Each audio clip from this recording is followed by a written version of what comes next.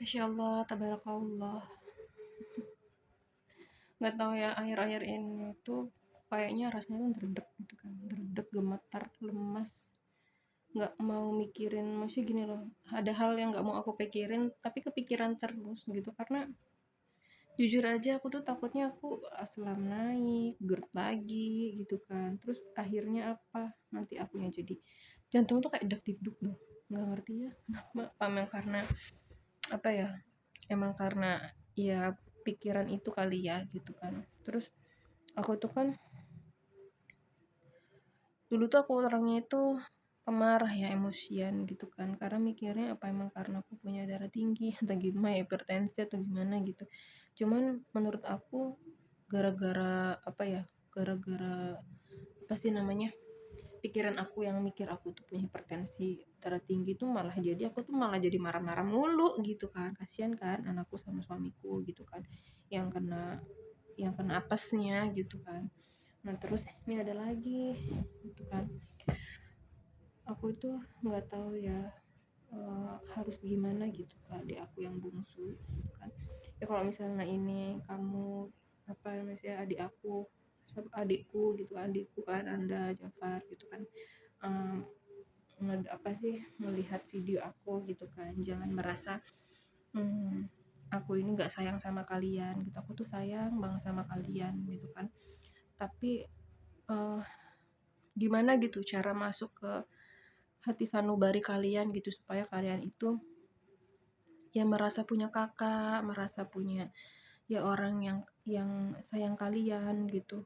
Kalau emang kalian tuh ngerasanya kok kayaknya gue sendirian, selalu merasa jadi korban gitu, ya gimana kalau kalian membenci orang-orang di sekitar kalian ya, termasuk orang tua kalian gitu, nggak apa-apa. Terus kakak-kakak kamu yang kalian ngerasa nggak, malah apa sih, ngerasa nggak ngebantuin kalian gitu, ngebantuin orang tua gitu kan.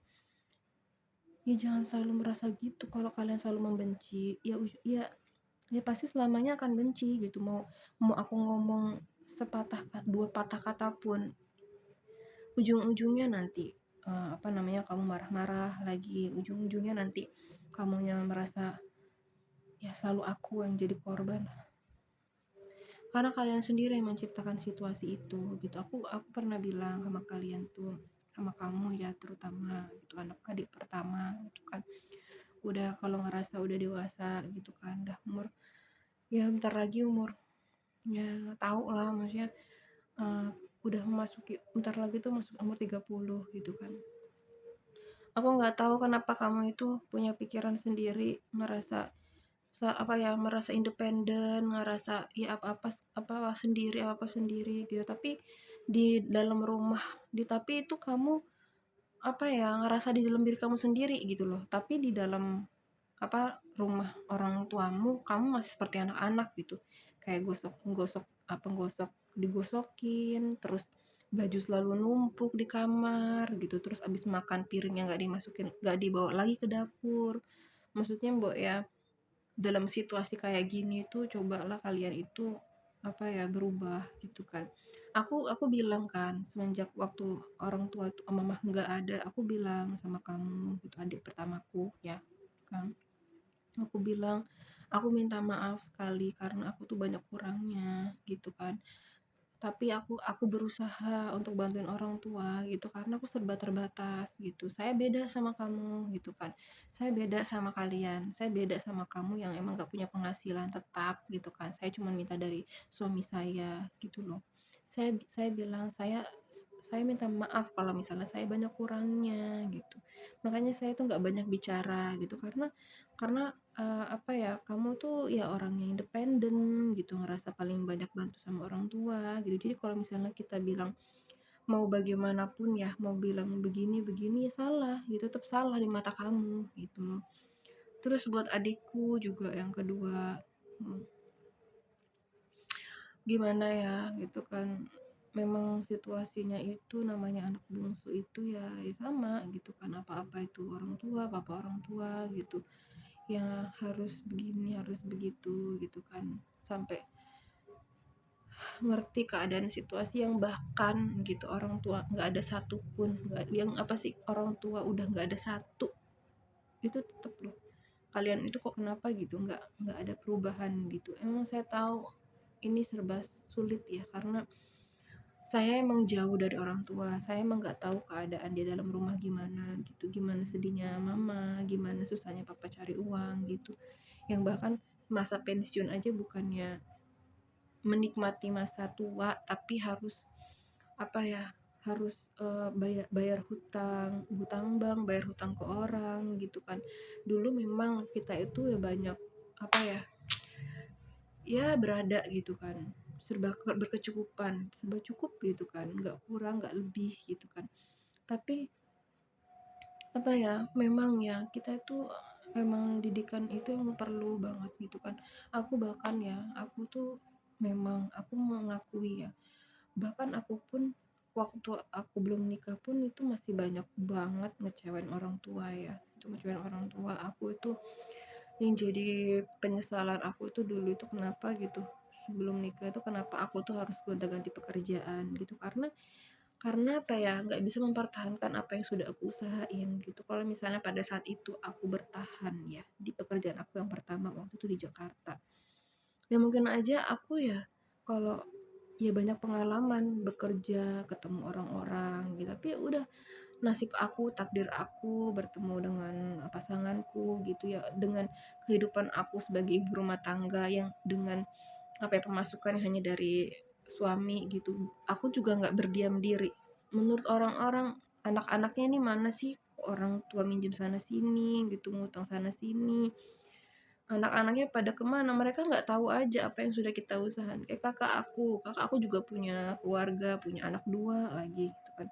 Sekarang tahun-tahun sekarang itu mana ada pada sekolah. Aku tahu lah, maksudnya hanya dengan satu apa ya, satu satu pemasukan aja gitu kan, itu tuh dengan ekonomi yang sekarang saat ini gitu kan, itu menurut aku tuh ya serba, ya gimana ya, mau dibilang kurang ya kurang gitu, pas ya ya udah pas gitu, nggak lebih gitu kan.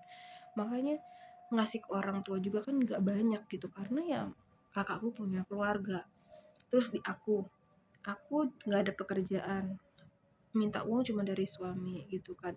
Suamiku itu nggak ada apa ya, nggak ada tanggung jawabnya, terutama ke adik-adik aku ya gitu kan. Maksudnya gini, ya dia tanggung jawab ke orang tuanya, dia menikahi aku ya, kalau misalnya aku punya masalah ya dia juga harus bantu memecahkan masalahku kan gitu kan. Tapi kan akhir-akhir ini masalah aku itu ada di adik-adik yang masih apa, adikku yang masih sekolah gitu loh, masih kuliah gitu kan.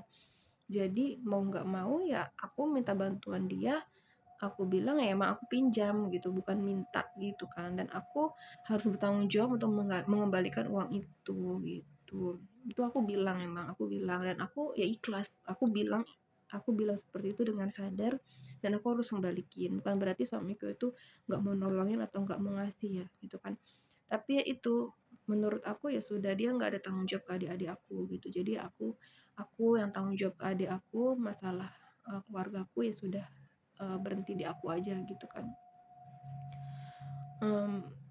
Jadi terakhir ini harusnya adikku Agustus terakhir, harusnya seminar hasil, harusnya semester depan itu udah nggak bayaran lagi, tapi nyatanya nggak selesai lagi gitu kan. Katanya bilangnya banyak kendala hari ini, nggak ke nggak nggak ke nggak nemuin dosen lah, malah main gitu sampai pagi.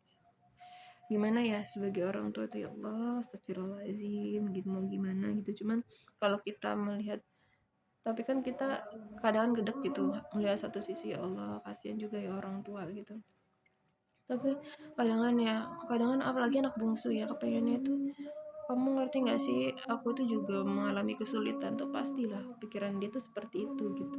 Tapi anaknya juga nggak mau cerita, satu anak itu nggak mau dibantuin gitu, maunya tuh sendiri, maunya itu ya udahlah, nggak usah ribet apa maksa aku buat selesai gitu kan. Tapi kan namanya orang tuh juga kan harus nyari biaya juga nanti buat selanjutnya, semester ini gimana, yang seharusnya selesai kan, selesai tahun ini, tahun depan bisa wisuda, atau misalnya kita selesai tinggal gimana caranya dia ngelanjutin ke nurse gitu kan. Tapi ya udah, namanya sekarang terus belum ada biaya, gimana coba ke depannya gitu kan.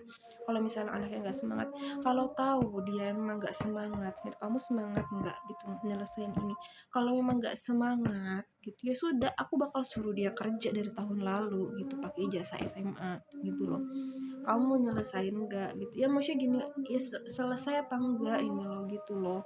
Zaman sekarang tuh ya Allah udah lagi lah, maksudnya emang emang orang tua tuh kepengennya kan S1, pengennya itu anak-anak itu ya udah lulus S1 gitu loh, tapi memaksakan keadaan gitu kan. Kayak ya orang tua itu maunya yang terbaik buat anak, tapi kan harusnya di zaman sekarang apalagi anak-anak 2000-an ini ya gitu kan, ya maunya itu gimana ya, ya orang tua tuh harus, yang orang tua pengennya itu mau mengerti gitu loh, mengerti ini jalan jalan aku tuh maunya begini begini. Tapi itu emang dari kecil ya, dari aku kecil pun emang apa namanya, untuk berdiskusi, untuk saling apa, bertukar pikiran tuh nggak ada gitu, nggak ada sama sekali. Jadi kayak nggak ketemu aja gitu, nggak ketemu. Akhirnya mamaku nggak ada, mamaku sudah meninggal gitu kan, akhirnya tinggal papaku. Ya udah papaku yang stres sendiri akhirnya ngurusin biaya, ngurusin sangu, ngurusin ini. Kalau dulu kan kemana-mana sama mamaku gitu kan, mau di gimana pun diusahain gitu kan. Bahkan kan sebelum sebelum papaku minta tolong kemana-mana kan harus ke anak-anaknya dulu, dan itu sudah papaku lakuin, dan kita sebagai anak-anaknya juga ngebantu kok gitu loh. Jadi orang tuh berpikir ini kenapa, ini kok orang kok minjem-minjem mulu, apa kok kayaknya susah mulu gitu kan, kok kayaknya susah gitu loh. Kemana anak-anak itu kan gitu jadi pikirannya, jadi bikin orang-orang tuh gitu loh, bikin orang-orang tuh begitu gitu kan. Aku tuh bukan yang mau ini membuka aib keluargaku, masalah keluargaku, cuman aku juga, kalau aku harus ngomong dan bercerita kayak gini supaya aku juga tuh ngeluarin unek-unek aku, ngeluarin apa negatif thinking aku gitu, supaya aku juga ini, karena kalau misalnya kepikiran terus nggak diluapkan gitu kayaknya ya Allah, jantungku ini rasanya deg-deg, aku tuh takut jantungan juga gitu kan, jantungan juga tuh takut gitu kan. Makanya gimana caranya ini aku stres, bukan yang nambah turun berat badan, malah naik terus gitu kan, agak bingung juga ya gitu kan. Makanya ini aku berusaha untuk bisa nggak ya, kalau aku apa ya, menahan pola makan itu kayaknya susah banget, apalagi kopi, tepung-tepungan, nasi itu sebenarnya udah aku kurangin ya, udah aku kurangin. Ya udah tinggal itu aja gitu kan, puasa paling Senin Kamis aja, itu pun kalau ya harus niat emang dari sebelumnya, dan aku harus nyiapin sahur gitu kan. Kadang-kadang kalau kita males, oh iya aku besok mau puasa, tapi kita kadang nggak nyiapin sahur gitu kan, pas udah jam 3:30 itu dengan mata ngantuk tuh kan, ya Allah belum nyiapin sahur, akhirnya nggak jadi lagi puasa gitu.